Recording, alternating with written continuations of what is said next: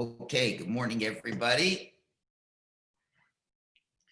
We are on the very bottom line in the Gemara Berachos Chaf Amud Aleph. We've finished the Agadata Gemara. We're going to get back into the realm of halacha. So the very bottom line is going to discuss which people are obliged in the mitzvah of Kriya Shema. That's been the overall topic in Maseches Brachos for the first three chapters. So you want to know who is obligated. Certainly any man over bar mitzvah is obligated, as in any mitzvah. What about other people? So the Mishnah says, Noshim va'avodim uktanim pturim mikriya shema.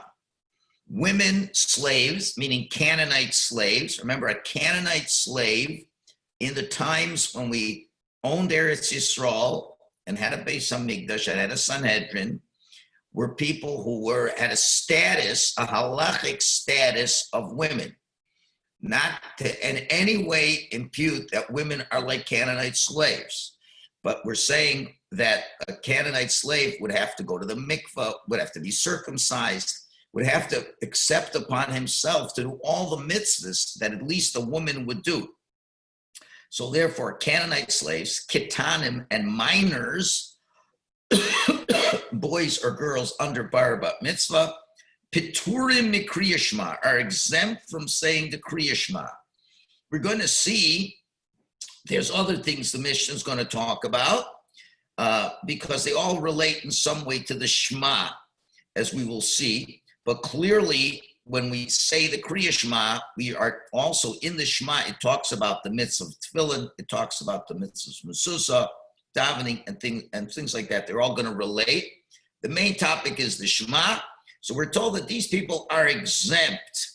It doesn't mean they can't say it, but they're exempt. They don't have this obligation, as we'll see why shortly. Moving up to the top of the next page. And they're also excused, uminat tefillin. They're not obliged to put tefillin on. V'chayovim b'tefillah, but they are obliged for prayer. Okay, now why prayer? So let's just see the commentary here. Rashi says that prayer is a d'rabbanan, and the rabbis decreed that women too should pray, for the essence of prayer is the request of divine mercy. That's something that's equal to men and women. And certainly, they would say that parents have to teach children how to pray. Now, it's very interesting. So a whole discussion over here that I don't want to get into, is prayer really d'rabbanan or d'oraisa? It's machlokas, Rambam, Ramban. Everybody agrees that the biblical mitzvah is not a time-bound mitzvah, that you have to daven at a certain time. That's rabbinic by nature. It's a time-bound mitzvah, which we'll all get into very shortly.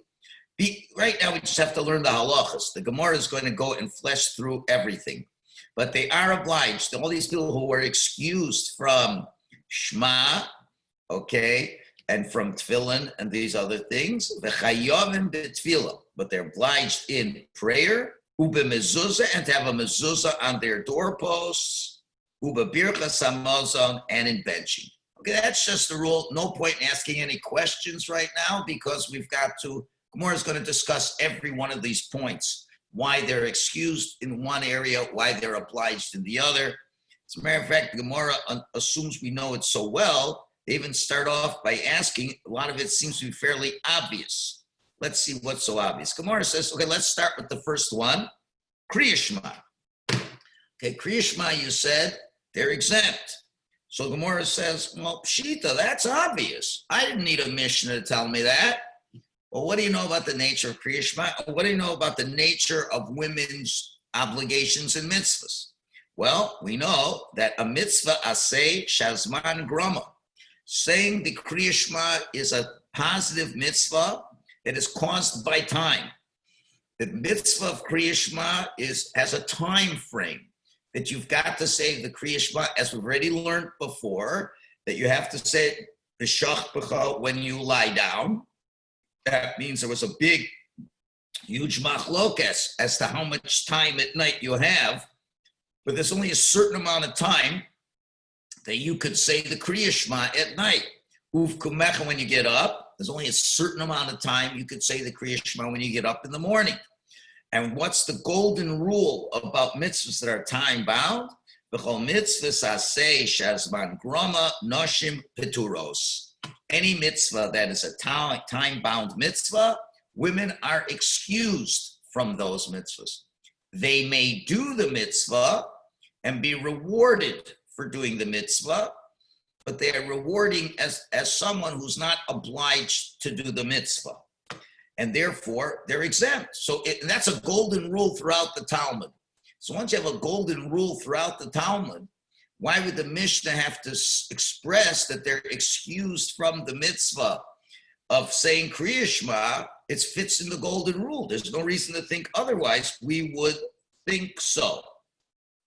So the Gemara answers, I'll tell you why the Mishnah had to belabor the point. Mao, the same, I might have thought that women should say the Kriya Shema. Why? Hoil ve'es be malchus shemayim, since it includes the concept of accepting God's kingship, and that's an incredibly important declaration of faith of everything that is involved in the Kriya Shema. Kamash Malon, the Mishnah is informing us that despite that profound significance of the Shema, women are nevertheless exempt from it. That's the Chiddush. If I would have asked you, we're not scholars like the rabbis of the Talmud, I'd say, should we oblige a woman to say the Shema? And we think, well, I think Shema is like one of the most important fundamental tenets of Yiddishkeit. We before we do anything, we say the Shema. We accept the yoke of heaven. Everything we do should be coming from that. So certainly a woman should do that. On the other hand, we've got the concept of a woman is excused from time-bound mitzvahs. So what do you see? You see, that is the insight of the Mishnah. In spite of the fact that saying the Shema is such a huge mitzvah, as you're accepting the yoke of heaven upon yourself, still women are exempt from time-bound mitzvahs. So that's the Chiddush of the Mishnah. Okay, that's point number one. What else are they excused from? Uminat tefillin. They're excused from, it's not letting me show it up. Okay, 1 second. Okay, and they're excused from tefillin.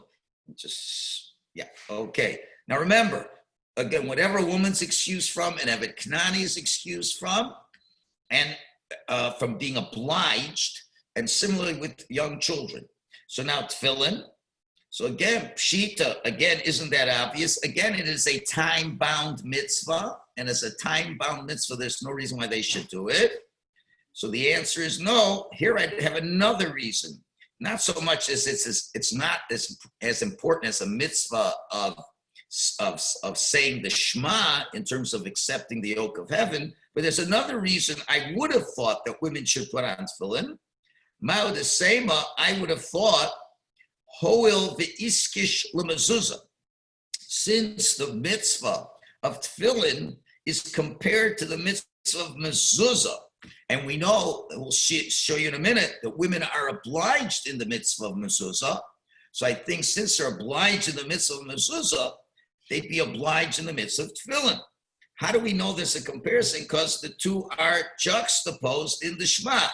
As you see in the footnote, and as we've said this morning, or will say this morning, it says, Ukshartam la'os al yadecha, you shall tie them, the message of the Shema, as a sign on your hands. Vayula totafos beinenecha, and they are totafos on your head. That's the mitzvah of tefillin. That's pasuk ches. And in the very next pasuk, it says, and you'll write the message on your mezuzahs, on your doorposts. So we see clearly that these two mitzvahs are linked one next to each other. So I think since we're obliged in one, we'd be obliged in the other. So therefore, Kamash Moan, the insight is telling us that they are still excused from tefillin. Now, it's a Gemara in Kiddushin that explains that although there is a comparison of tefillin and mezuzah, okay, but there's another comparison between tefillin and the study of Torah, okay? And again, women are not obliged to study Torah to the extent that men are obliged to the study of Torah. Okay, so look what he says. In the text of the Shema, the concepts of tefillin and Torah study in the Shema are twice juxtaposed, as opposed to single juxtaposition between tefillin and mezuzah. So therefore, the juxtaposition to Torah is favored. So it's derived that just as women are exempt from Torah study, they're exempt from donning tefillin. So therefore, they're exempt in those cases. Lost the place. Hang on. What's going on over here? Hang on. Let me get back on track. Okay. Now, next question is, they're obliged in prayer. So again, the question is going to be, why are they obliged in prayer? Gemara says, derachame ninhu, because prayer is essentially a request from Hashem for divine mercy, and that women have just as much the same need as men. So when the rabbis ordained the requirement to pray, initially they said that women and men both have that obligation. Or there's another version in this Gemara. It reads, Pshit is obvious that women are obliged in prayer, presumably since it's a positive commandment not caused by time. Now it's a machlokas. Remember, is it really caused by time or not? Because the time factor is only a rabbinical fact. So therefore, you'd figure it's obvious that they have to do it.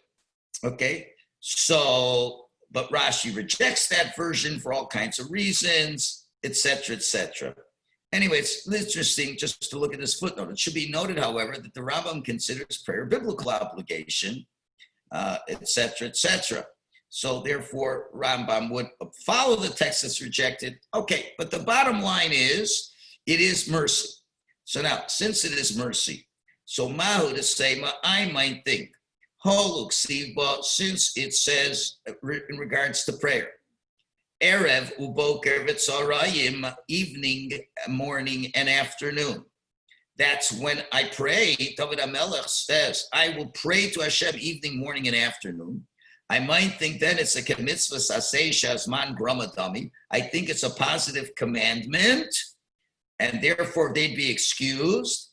So Kamash Malan, the insight is saying that they are indeed obliged in prayer. So notwithstanding all the arguments in the Rishonim, is it really a time-bound mitzvah or not? Just from the pasuk of David HaMelech, you would think that, and since you think that it's a time-bound mitzvah, so we're coming to tell you that no, they're still obliged in it, and either you're going to say it's not a time-bound mitzvah according to some Rishonim, or according to Rishonim that holds it is a time-bound mitzvah. I mean, it can't be that time-bound because Gemara would have said, like it said before, since it's a time-bound mitzvah. But it's not. But I would think it was a time-bound mitzvah. So we're saying, no, it's not. And therefore, or there's an overriding point that you got to ask for mercy from HaKadosh Baruch Hu. So it seems the way things are leveling out over here is that obviously the Gemara understands through the halacha that women are much more, it's more important for a woman to ask for rachamim from HaKadosh Baruch Hu than to declare God's unity over themselves. That seems to be the bottom line over here, which really, if you look at the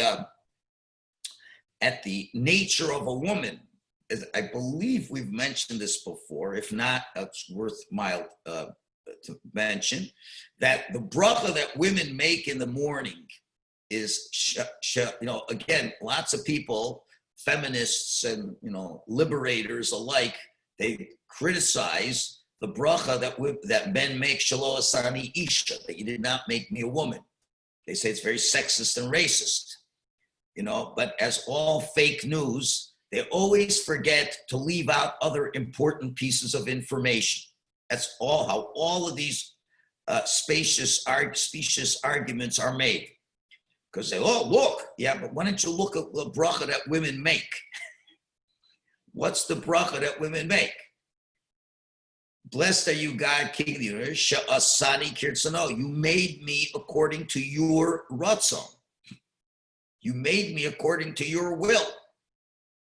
So what does that mean? Well, before I explain that, the reason why they said a man says shelo asani isha, why does a man say that? Because women have less mitzvahs. So I thank you, God, that you didn't give me less mitzvahs.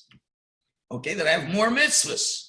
That's what I'm thankful for. Not that you didn't make me a woman per se, but I have, let's think about this, that there's a lot of mitzvahs I have to do, and a person could, begrudge that. So I said, no, Baruch Hashem, you didn't make me a woman, and you gave me a lot of mitzvahs. You gave me many, many, many more mitzvahs. I have to get up and I have to daven the Shema before this man, and I got to do all these other things. I accept this, and thank you very much. Women, on the other hand, are not going to say shelo asani ish. They're not going to make a bracha and say, God, thank you for not giving me more mitzvahs. That would be kind of derogatory to mitzvahs. Rather, that's why they don't say shelo asani ish. You didn't make me a man and I didn't have to do so many mitzvahs. That doesn't sound good. So what do they say? They say, Shasani kirtzano, as Rav Kook explains in one of the most insightful understandings of this bracha. I'm not going to go in a whole parsha class now, which I could, but the basic understanding is that God created women more in tune to do the will of Hashem. Like it says in Pirkei Avos, Aseh ritzoncha kirtzono, make your will to be like God's will. In other words, what do you want? When you wake up in the morning, you should say, you know what I want? The overwhelming thing I want is to do what Hashem wants me to do. That's what it says in Pirkei Avos.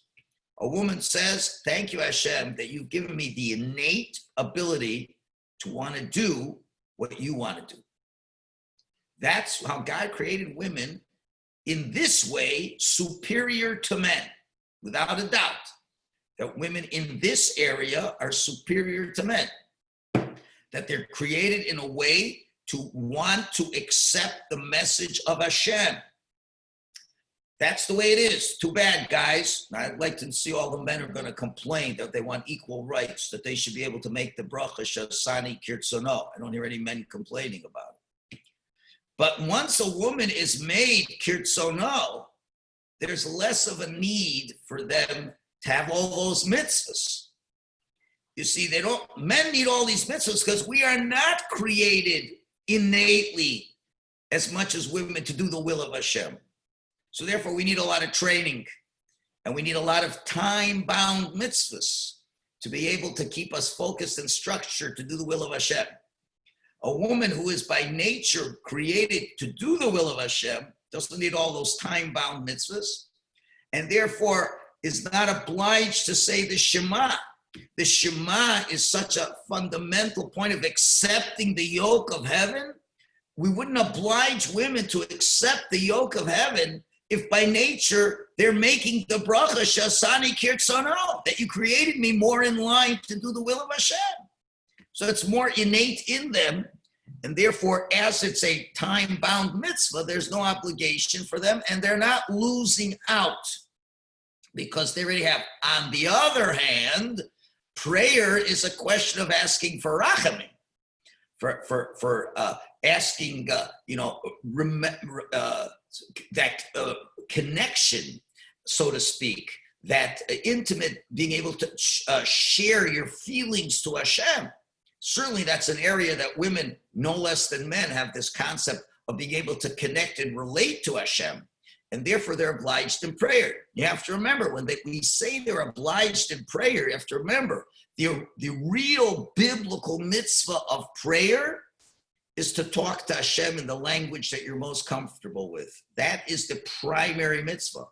And there's no way that a woman, no matter how spiritual she may be, should not be talking to God, right? And therefore, as busy as they may be, they still have to talk to God. So that, as best I can understand, is this difference, even though now there's many time-bound mitzvahs in prayer, that you have to pray by certain hours as well. But generally speaking, that's biblical in nature. And therefore, the real mitzvah is to talk to God. And there's a minimal structure and a maximum structure. So if a woman has more time, certainly it's a good thing to do, that she should say as much of prayer as possible. But if she's not, well, she's exempt from, she still has to say some kind of prayer. That's the idea, that she still has to express this connection to Hashem. Okay, good. Any questions, comments? I said a lot. I have one, Rabbi. What? Yes. Rabbi, why didn't they just make the bracha for men to say, thank you for giving me more mitzvahs, or more mitzvahs than anybody? That's a very good question. Because we're saying that's the reason why we say what we say. So why not just get to the bottom line reason? Okay, so then you really have to ask you're asking a good question, so now ask a better question, Shelley. Let's go 2 brachas before that. You didn't make me a goy. Okay. You didn't make me a slave. Right, I knew that was where we're going. A woman. So there's got to be, and a woman does that too. A woman says, you did not make me a slave, you did not make me a goy. So why is that? That's the real heart of the question. So the best answer I've heard so far, it goes like this, that there's 2 parts to the answer. That number one, sometimes the only way you can really understand who you are is by knowing who you aren't. Okay? And I think that's a very important message. Again, we have to understand that more important that to say I'm a Jew, you got to know what you're not. Why? Because man is a social being. Let's be honest. We because we're in Gullus especially, we hang around a lot of non-Jews. We hang around, we could hang around a lot of slaves. There's many meanings to slaves also. But anyway, to know who you are, you have to make sure not to be influenced by a lot of factors that would distort your sense of self. And when you have a little nation that's like less than 0.3% of the world population, we're surrounded by goyim.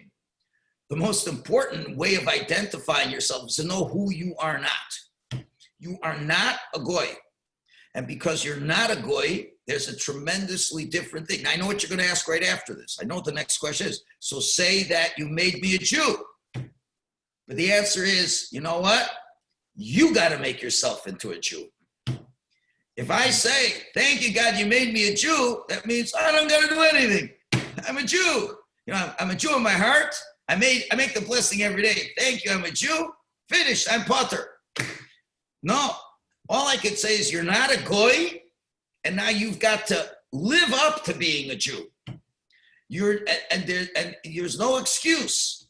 Because you're not a goy, you have 613 mitzvahs. Now go do it, and now show me that you're a Jew. You have to also say, and you're not a slave, because you figure, I'm a slave. So how much can you expect from me, Hashem? I'm a slave. No, you're not a slave. I know you may work 75 hours a week. That's your decision. I didn't create you as a slave. You're not a slave, and therefore live as a free person. Okay, so now the man has to also say, and you're not a woman. You're not a woman with all the benefits that a woman has of Shasani Kirtzono, and therefore you got to do a lot more mitzvahs and be happy with that. On the other hand, the woman says the same first 2 brachas like the man, but she's not going to say you didn't make me a man, because then it's hinting that I'm happy I don't have to do mitzvahs. So therefore, we say a much better bracha, Shasani Kirtzono. And unfortunately, men cannot make that bracha. Hashem did not create us with that inner sensitivity to do the will of Hashem. For whatever reasons, Hashem did that. He gave us other strengths that women don't have. But that's why we have that. That's the best answer I can give. And if there's any better answers, I'm willing to hear.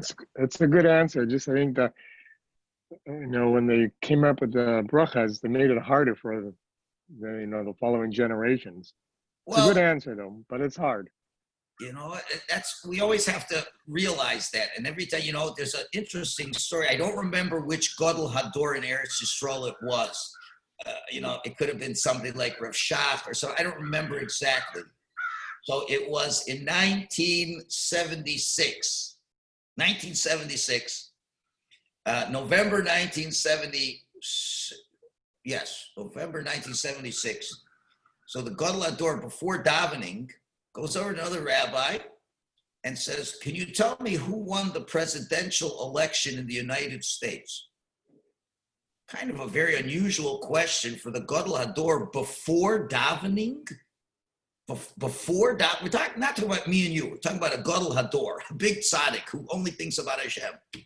He asks who won the United States election. So they said Clinton. He said, "Thank you," and went back to davening. So afterwards, the student says, "Rebbe, with all due respect, I didn't know you were so interested in politics, whatever." So the Rebbe said, "Listen, I'm going to Shul to make the bracha Shelo Asani Goy. So when I say the bracha Shelo Asani Goy, I mean, not just, you might think, you didn't make me the Goy, the drunken Goy in the bar, the truck driver who beats his wife, a lowlife. No. I want to know who the President of the United States is. He's the most powerful man on the planet. And now I turn to Hashem knowing that this guy Clinton is the most powerful man on the planet. And I'm making a bracha that you did not make me, even him.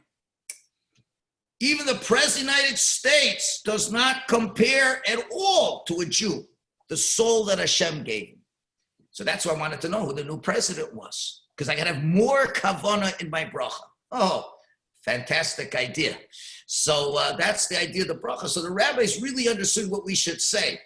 The fact that there will be detractors to Judaism, no matter what we write in the Torah, you know what? Detractors will have plenty to detract. I'm sure a lot of people are not happy as that we are the Am Segula. We are the treasured people. That's written explicitly in the book, in Parshas Yisro, that we're going to be reading or whatever, meditating on Shavuos.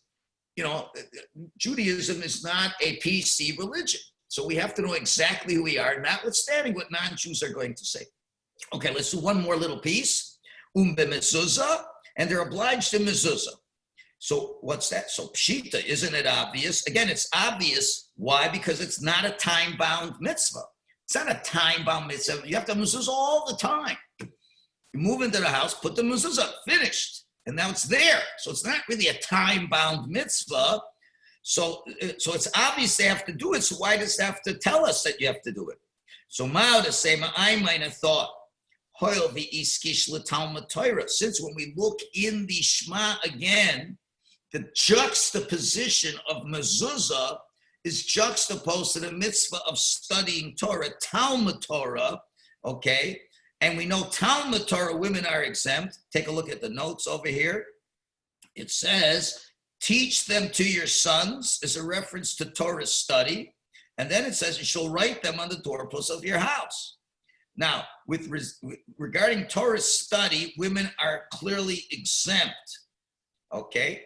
And although Torah study is not a time-bound obligation, still from the language of the Torah, it says teach it to your sons and not to your children. So it means not to your daughters. Women are not bound to study Torah. So that's a fact.